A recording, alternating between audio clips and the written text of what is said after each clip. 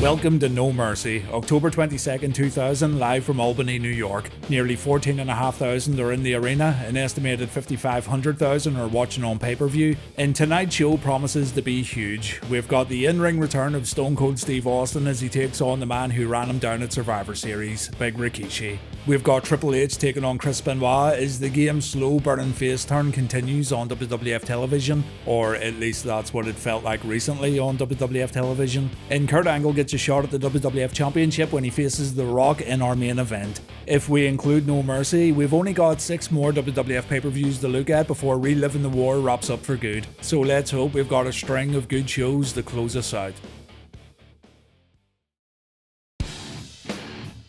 We're kicking off with the Dudley Boyz Tag Team Table Invitational match. 2 teams start, those being Too Cool and Lowdown. When a member of a team gets put through a table, they get eliminated and a new team enters the match. As the match begins, Jim Ross informs us that Stone Cold Steve Austin is yet to arrive at the arena, but don't worry folks, I'm sure Steve wouldn't miss this show for love nor money. The crowd are very much behind Too Cool here, and it's not surprising really. I mean, D'Lo's awesome, but putting him in an old creative's got nothing for you tag team isn't going to do him any favours. Chaz gets the edge of a table shoved into his gooch, which couldn't have felt too good, though his tag team partner performed a sky high on Grandmaster Sexay. Lowdown thought they had it in the bag, but they both go through tables when failing a few high risk moves, so Lowdown's out. Next to enter is the team of Raven and Taz, 2 legit casualties of the Monday Night War in my opinion, and a real example of why the grass isn't always greener. Raven was in danger of getting eliminated very early on, but Taz saved him with a Taz mission to Scotty. Raven then delivered a bulldog to Grandmaster Sexay, and Christopher messed up when trying a sunset powerbomb to the outside. Silly sausage. Scotty tried to make up for it by doing the worm under a table, but surprisingly, Taz and Raven eliminated their opponents by suplexing Scotty through a table. Next out, it's the Dudley Boyz. Bubba Ray and Devon get a great ovation as they go to work on their fellow ECW alumni. Taz takes a Bubba Bomb, Raven takes the diving headbutt, and it's only a matter of time before the Dudleys eliminate their opponents. It comes when Devon delivers a leg drop to Taz. The table almost didn't give way, and you can see Devon afterwards saying to himself, "Thank fuck that table broke." Next out, it's the father of all things good and the bull of all things Buchanan. This is the final team of this invitational table match. After some brief action, the referee gets taken out, and while the official's still down, Bubba puts Bull through a table. The Goodfather then hits Bubba with a chair. Goodfather pulls his opponent away from the broken furniture, and the referee thinks it was Bubba who just went through the wood. The ref decides the right to censor of 1 hour opener, but a second official comes down to say, "Nah mate." The match gets restarted. The Goodfather misses a whole train, and I'm guessing they haven't come up with a new name for this old move. The Dudleys win with a 3D, and yeah, a crowd pleasing opener here to get the fans all excited for No Mercy 2000. A predictable outcome for sure, but mission accomplished.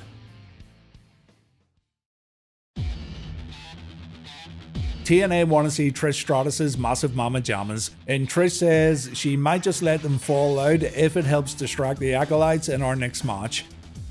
Trish and her boys were scheduled to face Farouk, Bradshaw and Lita, but TNA launched an attack backstage after Lita had just made her entrance. TNA drop a flight case on Farouk's knee. Bradshaw's already got a filing cabinet on top of him. Lita rushes up the ramp to check on her partners, but this just allows Trish to launch a sneak attack. Lita gets brought to the ring. It looks like we're going to see a 3-on-1 beatdown, though fans who wanted to see Lita get annihilated get left disappointed when the Hardy Boys show up for the save. Not exactly sure why this match got called off. Maybe an injury, maybe time constraints. Maybe this was always the plan, but No Mercy moves on without presenting this advertised 6-person tag. Edge and Christian say they wanted to compete in the Dudley Boyz Invitational match, but they thought they had food poisoning. They had some nuts at the cinema. Edge was throwing up while Christian held his nuts, but turns out the lads' nuts were absolutely fine, and they even invite Lillian Garcia to sample their nuts after the show. Edge and Christian are going to cheer on the Conquistadores later tonight, and honestly, so am I.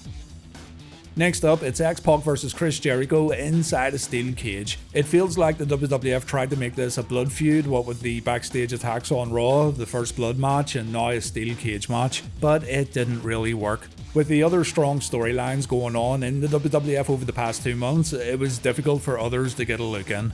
Y2J says he wants to end this feud tonight and he doesn't want to hear the name of X-Pac or D-Generation X ever again. And honestly, the match itself was just as flat as the Jericho X-Pac rivalry, but it did have a few good spots. Nothing out of the ordinary here at all. The two brawled on the outside before the match began. X-Pac tried first to make an escape, but he got stopped with a springboard dropkick. Jericho's first attempt also proved unfruitful, though he did make X-Pac pay with another dropkick.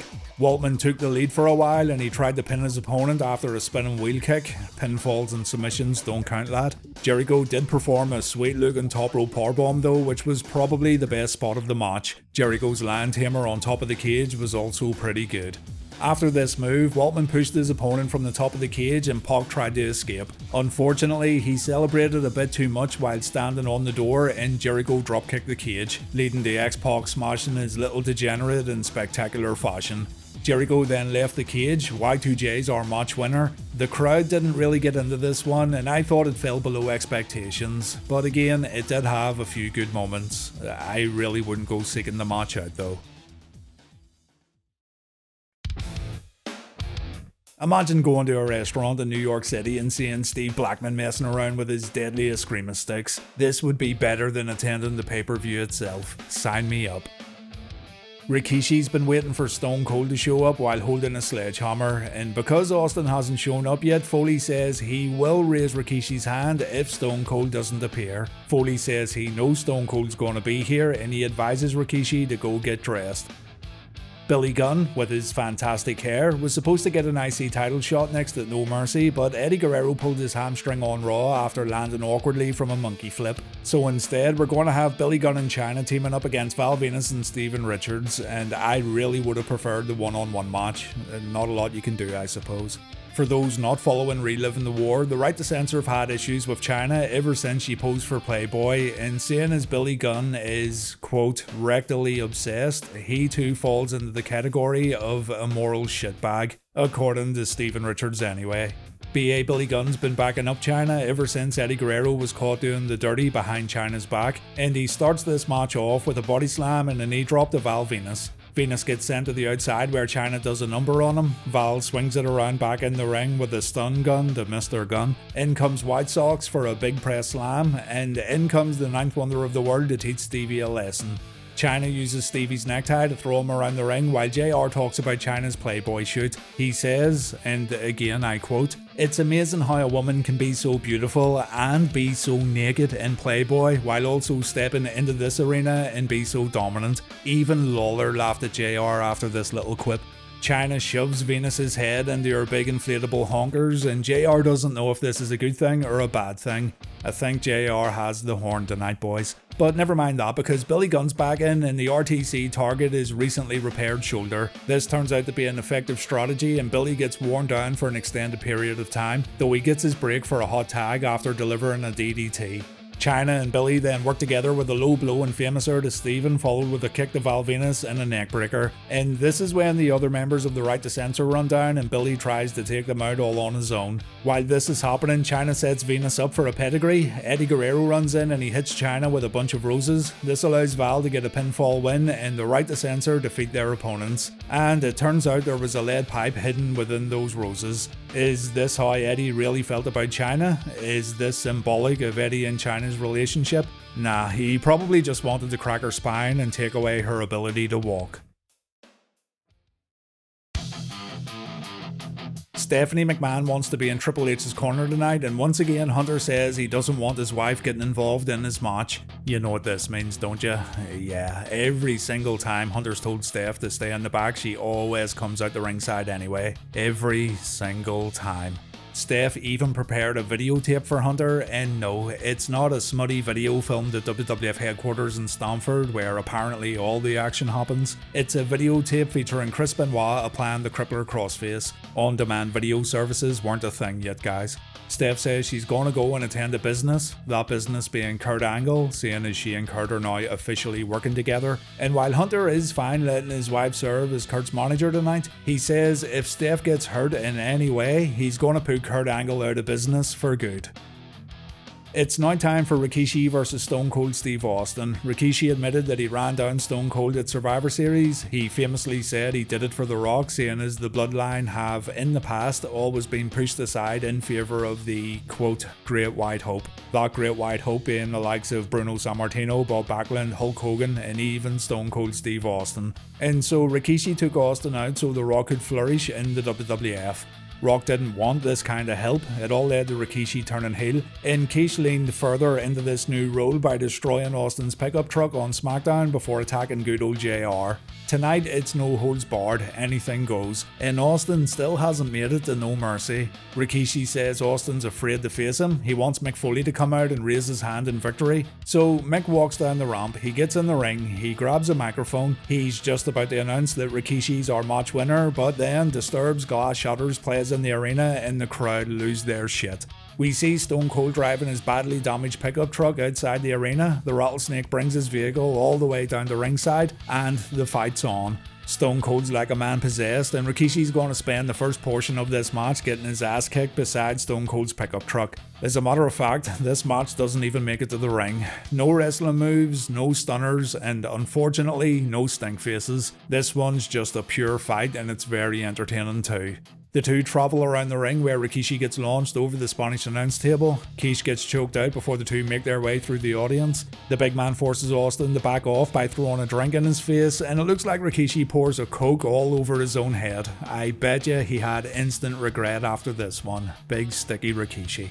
Austin takes a few kicks to the midsection and he gets body dropped onto the floor. He then gets up and he starts whipping Rikishi with his leather belt, and the whipping continues all the way back to ringside. Stone Cold then utilizes a rope as he tries once again to choke his opponent out. He then tries to use a TV monitor, but Rikishi takes it away and Austin almost gets his head taken off. Big Rikishi then tries to use a steel chair, and this, ladies and gents, proves to be Rikishi's undoing, as Austin takes the chair away and the big man takes 3 shots right to the head.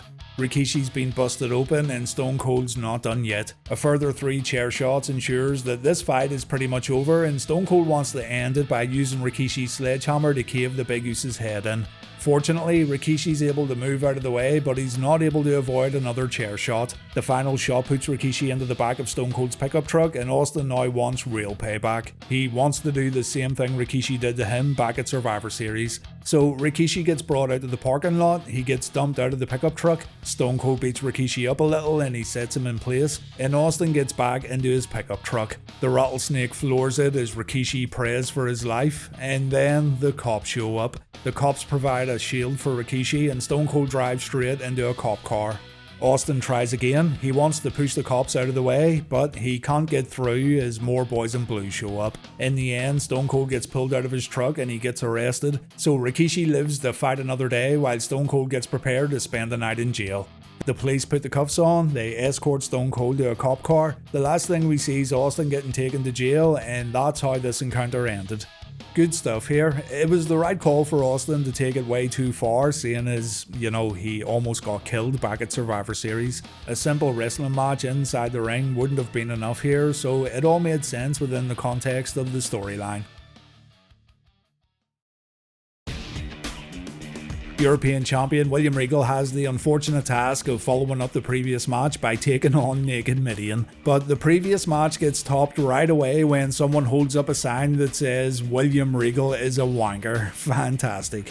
His lordship says his upcoming opponent tonight's fouler than a box of frogs, and Regal went out of his way to ask Mick Foley to ensure Mideon wears proper attire tonight. Wrestling a naked sweaty dude would besmirch the legendary title reign of Lord William Regal. Mideon doesn't own wrestling attire anymore, so he comes out wearing an Undertaker shirt. Our main man Regal gives Mideon a wrestling lesson as JR talks about how the European Champion started off wrestling in carnivals. Regal did indeed get his start wrestling at Blackpool Pleasure Beach at the age of 15, and let me tell you something, brother, there was no fancy entrance music or pyrotechnics during those shows. Mideon ends up on the outside and he decides to get a little more naked. Regal doesn't like this and it seems to throw him off his game, even though he's wrestled hundreds, if not thousands, of shirtless guys in the past, and many, particularly those at Blackpool Pleasure Beach, would have had a worse physique than Mideon. Shocking, I know. We go outside where Mideon gets totally punished. Regal gets reprimanded by Teddy Long back inside the ring. Mideon slimes back in and he decides to take his pants off, and for some reason he decides to kiss Regal in the middle of the ring. This is something that did not happen at Blackpool Pleasure Beach, at least not in the wrestling tent.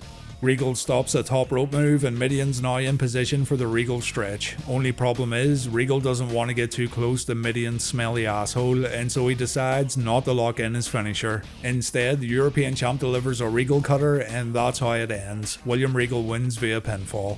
William goes from having a disgusted look on his face to smiling smugly at the audience. And man, has William Regal already come into his own since returning to the WWF. He's one of those characters you just want to see more of. A replay aired from Sunday Night Heat featuring Kurt Angle interviewing The Rock. Angle edited the interview himself to make The Rock look and sound bad, and this one is worth checking out. It's silly but still entertaining. Rock watched the edit in his locker room and he wasn't amused.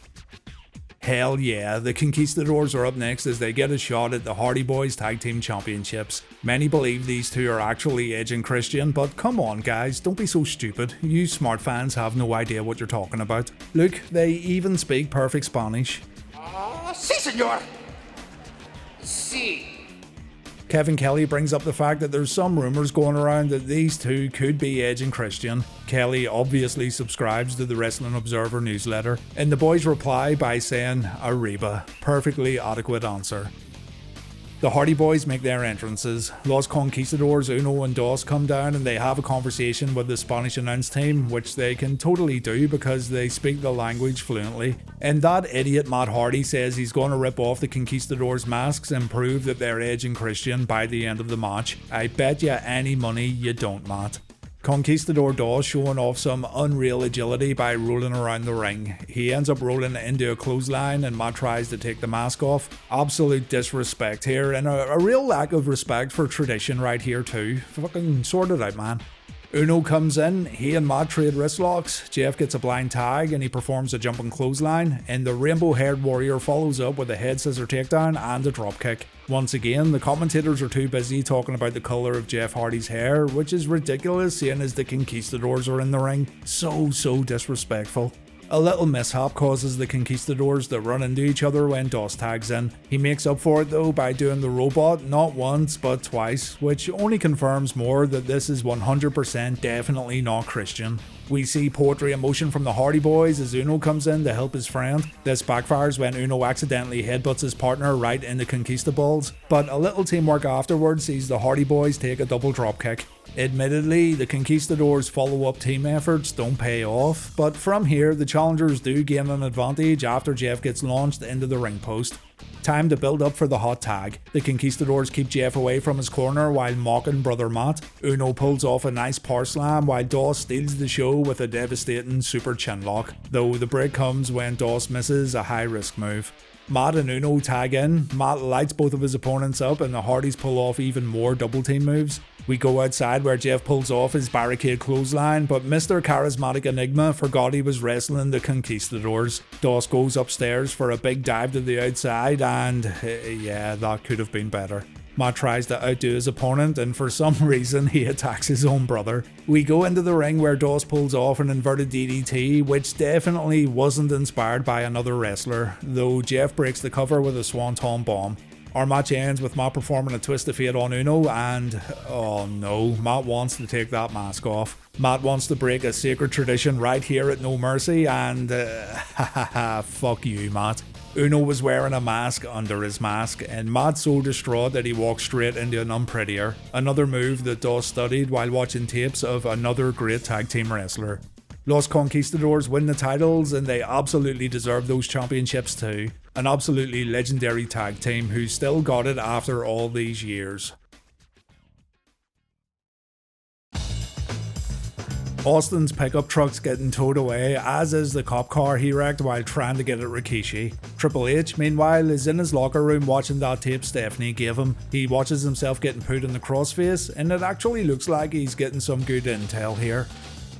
Triple H versus Chris Benoit is up next, and this storyline doesn't run too deep. Benoit's been a bit of a menace recently. Chris not only headbutted Stephanie, but he also cost Triple H a shot at the WWF title. Which heinous act is more deplorable to Triple H, we can only guess, but the game's walking into this one with nothing but revenge on his mind.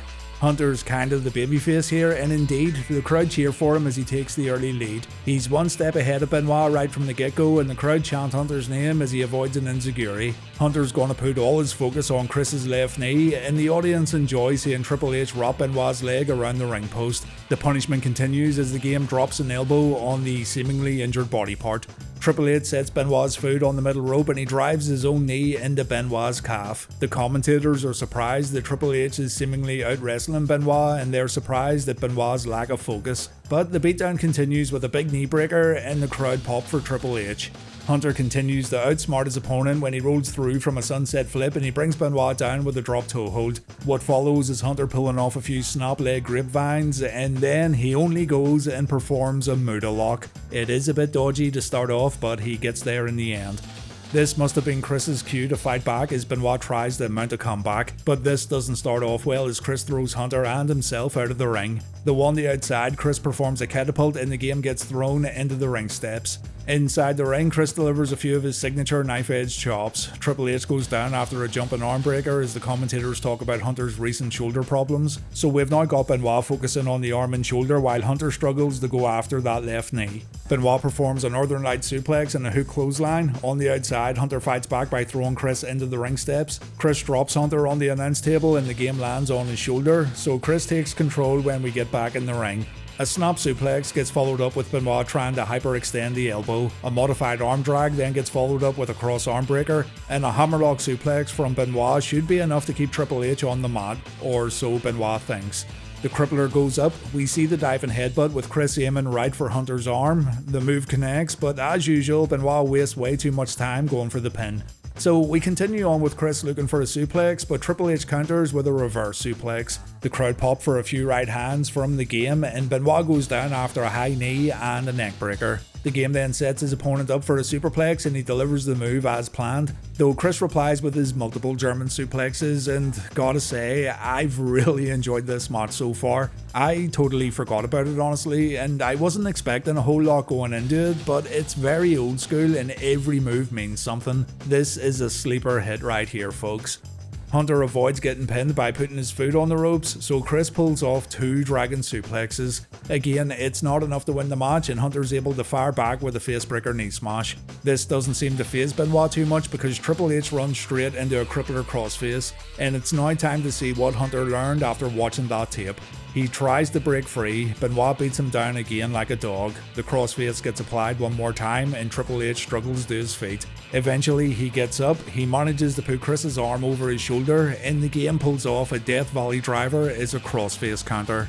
As predicted, Stephanie McMahon shows up. I told you she couldn't keep away. She slaps Benoit across the face, and this causes Chris to walk straight into a pedigree attempt. Benoit counters, he tries a crossface, but Hunter avoids it. Benoit tries to club his opponent's shoulder in an effort to get the move locked in, but Triple H delivers a low blow, and that's all she wrote. The game wins with a pedigree, and yeah, fantastic stuff here, and a match that you can show to anyone who tries to say Triple H was a bad wrestler.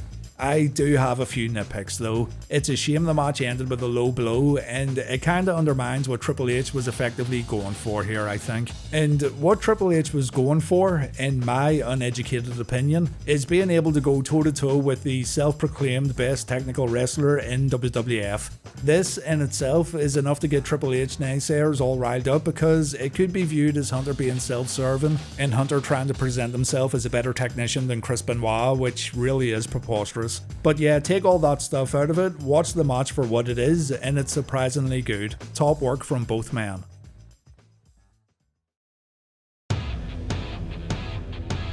Alright, all you knobheads who said Los Conquistadores were actually Edge and Christian, explain this. Christian says, "Mucho congratulations to the new tag team champions. He and Edge are a bit tired after running to the store to buy Los Conquistadores a few Coronas and a bottle of champagne for themselves." And Edge says, "Muchachos, Chewbacca's, as all four men celebrate. ANC face Los Conquistadores tomorrow night on Raw." Main event time, Kurt Angle challenges The Rock for the WWF title. We've got two stories heading into this one. First, Stephanie McMahon's relationship with Kurt Angle. These two started off as friends. We thought they could be lovers, but now it's strictly business as Stephanie's now officially serving as Angle's valet and manager. Triple H is fine with this, but as we learned earlier on, Kurt's in deep trouble if any harm comes to little Miss McMahon. The second story centers around The Rock's relationship with his cousin Rikishi. You know the drill, Rikishi ran down stone cold for The Rock. But The Rock doesn't want Rikishi's help, and Rikishi's actions have kind of thrown the Great One in a bad place. Still, it could be a big night for Kurt Angle. He's been an absolute highlight of WWF programming since his debut, and if he wins the WWF title tonight, he'd have reached the WWF peak in under a year as an active full-time member of the company's roster. It won't be easy though, as he takes on the People's Champion live at No Mercy. Howard Finkel announces during the entrances that this is going to be a no disqualification match, something that surprises JR and King on commentary. Stephanie McMahon's services pay off right from the get-go. She distracts The Rock and Angle lays the punches in. Rock gets destroyed right here and he falls out of the ring after getting whacked, and Angle keeps the pressure on outside the ring. A good start here for the challenger. Kurt then grabs a chair, Rock takes a shot across the back. He gets sent into the ring where Stephanie taunts the WWF Champion, but this isn't going to play out like Triple H versus Chris Benoit. The Rock immediately fires back with a clothesline and a Samoan drop. We see Triple H watching the match backstage. The game's keeping an eye on his wife, it seems, as the action goes to the entranceway. Rock's still in control here as the two fight at the tech area, and Rock then throws the challenger through the entrance setup. He does it again, only this time he does it from Curtin's side, though Rock pays for this by getting sent into a lighting rig as the brawl continues. Ensuring they add a little comedy to the bout, Rock grabs a cardboard cutout of himself and he places it in front of Angle for a punch. Punching yourself's a great way to show you mean serious business. Though when we eventually get back to the ring, it's Angle back in control and Stephanie McMahon takes great delight in choking Rock out. It's all fun and games for Mrs. McMahon, but Triple H is still watching backstage. After using a chair on Kurt Angle's knee, Rock looks for a submission victory. He locks in his shit shooter and Angle does tap out, though Stephanie McMahon distracts Earl Hebner and our match continues on.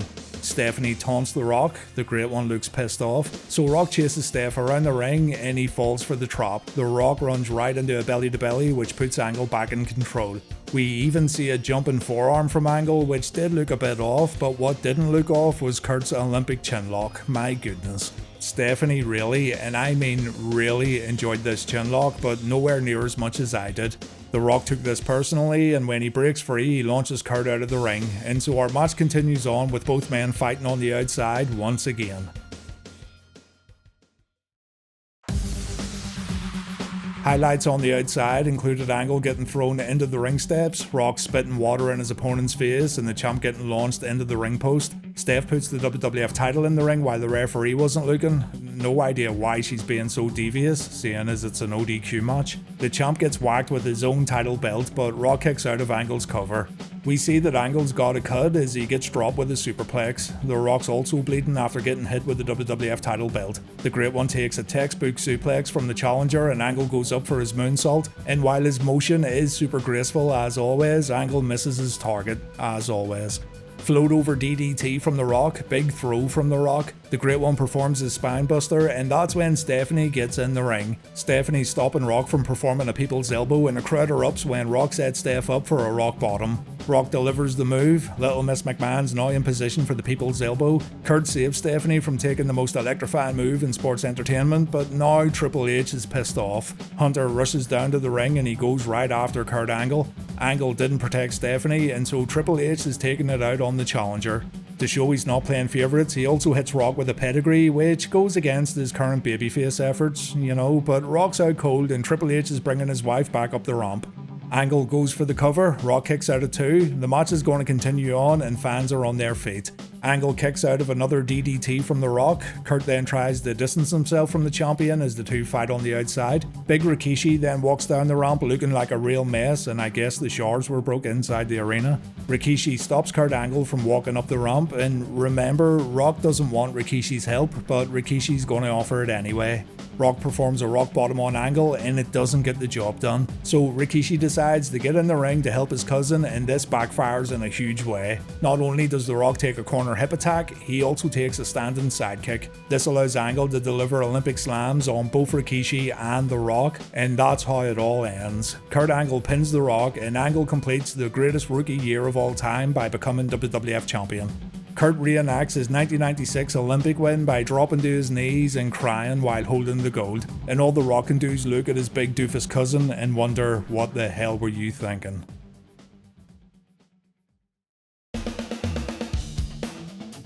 Good show here from the WWF, and a show I'd recommend you check out. In my opinion, it peaked with Triple H vs Chris Benoit, but the main event was pretty good too. Great to see Kurt Angle win the WWF title after being such an entertaining performer over the past year. The tag team title match was a whole lot of goofy fun. Austin vs Rikishi was exactly what it needed to be. I didn't think much of X-Pac vs Jericho in the Right to Censor tag team match, but there's nothing here that you would say is really bad. Again, compare this to WCW's pay-per-view offerings, and it's actually insane how they differ in quality and value for money. And just on the topic of WCW, Halloween Havoc 2000's coming up next Sunday, so make sure you come over again. And also, make sure you stop by on Thursday and we'll check out what's happening on Raw and Nitro. Thanks for watching folks, I do appreciate it, and please, take care.